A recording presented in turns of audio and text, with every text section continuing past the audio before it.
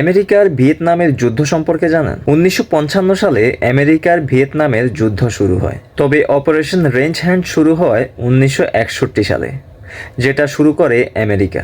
সেই যুদ্ধটি শুধু গোলাগুলিতে সীমাবদ্ধ ছিল না, একটা সময় আকাশ থেকে বিষ স্প্রে করা হয়, আর তার নাম রাখা হয়েছিল অপারেশন রেঞ্জ হ্যান্ড। আমেরিকার সেনারা বিমান থেকে এক মারাত্মক রাসায়নিক স্প্রে করেছিল, যার নাম ছিল এজেন্ট অরেঞ্জ।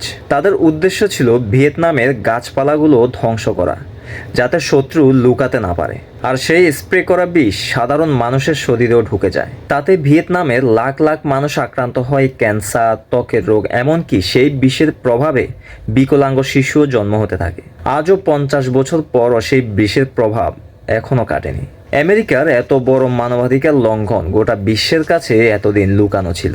এতে যে শুধু ভিয়েতনামের ক্ষতি হয়েছে তা কিন্তু নয়, এই বিষের প্রভাবে হাজার হাজার মার্কিন সেনাও আক্রান্ত হয়েছিল।